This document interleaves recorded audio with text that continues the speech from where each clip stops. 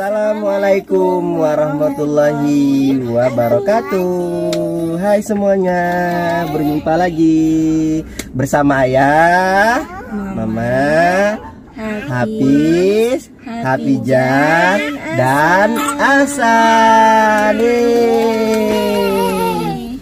Ya, kali ini kita akan membahas tentang kejadian yang terjadi 2 minggu yang lalu. Apa tuh sih kejadiannya? Jadi anak-anak kami ini sakit kerumut. Waduh. Kerumut atau campak ya? Demam juga, pilek juga.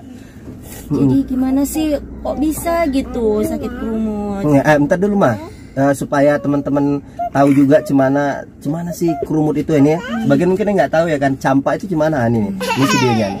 Bentar ya.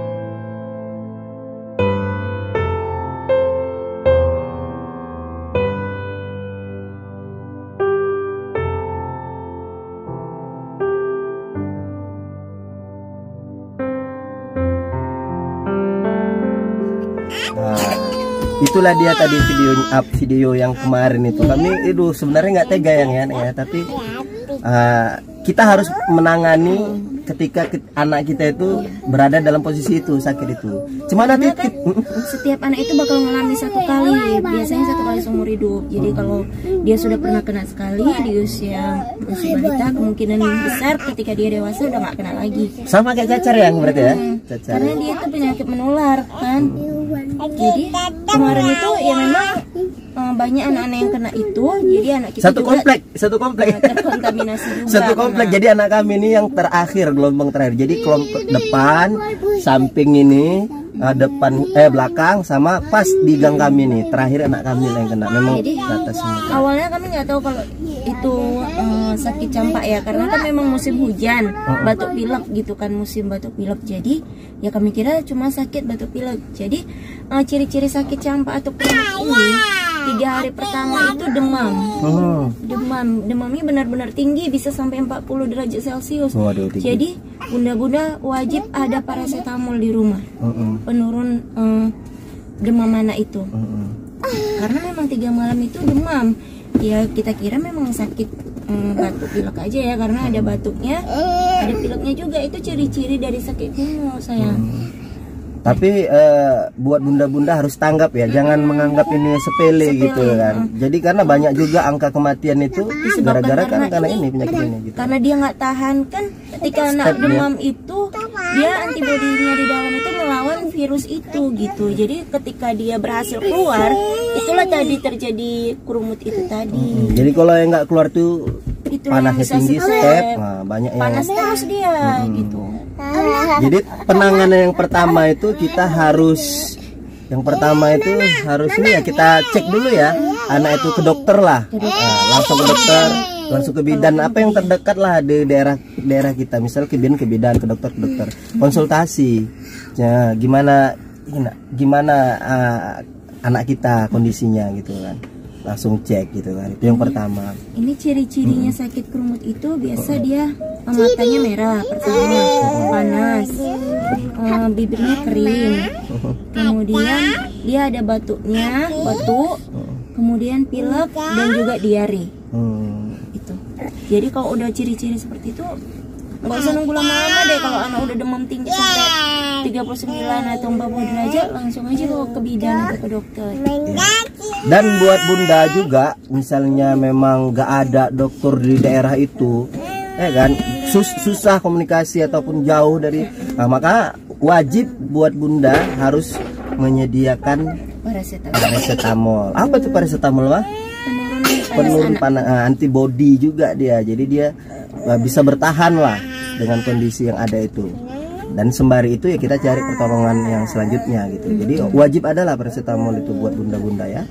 Jadi dalam kondisi seperti itu tuh anak-anak nggak mau makan bunda, nggak mau makan. Jadi bunda itu harus support dengan susu, air putih ataupun jus. Usahakan biar anak kita itu tidak dehidrasi.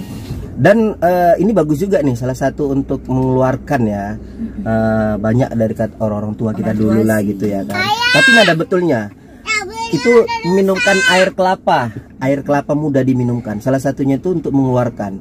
Tapi kalau kita bertanya sama dokter itu salah satunya ngaruhnya. Tapi ada juga yang untuk menambah ion tubuh supaya dia itu hidrasi, supaya kuat dia gitu. Jadi ya supaya itu tadi menahan apa namanya serangan virus itu tadi gitu kan. Ketika dia tahan, maka kurumut itu pun akan keluar. Jadi bunda setelah malamnya itu demam benar-benar tinggi, besoknya dia langsung keluar bunda kurumutnya itu. Jadi setelah keluar kurumutnya itu mulai berkurang panasnya gitu. Jadi disitulah step mulainya pemulihan.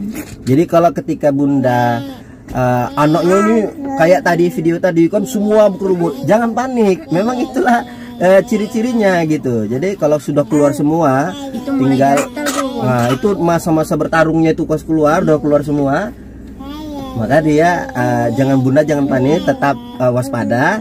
Habis itu pemulihan itu masa-masa pemulihan. Jadi ya tetap rileks aja, jangan juga panik. Karena kalau kita panik, kita entah apa kita minumkan sama anak kita, nanti nggak bagus juga buat anak kita. Kan ada tuh sebagian bunda-bunda tuh, gimana diminumkannya ini, panggil dukun apa, kena keteguran apa, panik dia semua. Terakhirnya nanti anaknya nggak tertolong gitu kan.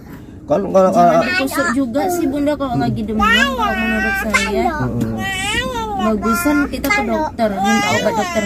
Kami kemarin ke bidan yang memang udah kepercayaan kami, dikasih racikan dia memang di apa namanya? Ya diracik lah, ditumbuk, ditakar lah. Kan posisinya anak itu mencret kan. Jadi setelah minum racikan itu mencretnya berkurang, jadi mau makan gitu. Ya mudah-mudahan aja lah ya anak-anak bunda ketika dia kena terserang penyakit diare apa tuh campak ataupun penyakit demam yang lainnya mau makan. Kalau mau makan alhamdulillah dia ada tenaga gitu. Yang susah yang susah dia nggak mau makan itu harus teliti lah. Jadi bisa diganti dengan susu atau jus. Mungkin itu aja ya cerita sharing ya buat pengalaman kita juga mengurus anak 3 ya, gimana waktu repot-repotnya ketika satu sakit ya kan, nular abang dari adiknya dulu baru abangnya, habis itu nih adik yang ini cuman dia nggak kena dia. Mungkin memang belum waktunya ya rasanya. Dia kuat, cuman kena pilek aja dia ya, pilek aja. Kalau misalnya semalam itu 3 agak repot juga. Jadi ya harus kuatlah ibunya, bundanya, karena anak sakit itu kan pasti rewel, maunya disayang. Ya harus sigap suami maupun bunda. Karena mustahil rasanya kalau anak itu nggak pernah sakit ya kan? Karena memang di usia berapa tahun ya? Balita ya sampai 2 tahun itu memang rentan sakit. Jadi ya kita sebagai orang tua siap aja gitu kan.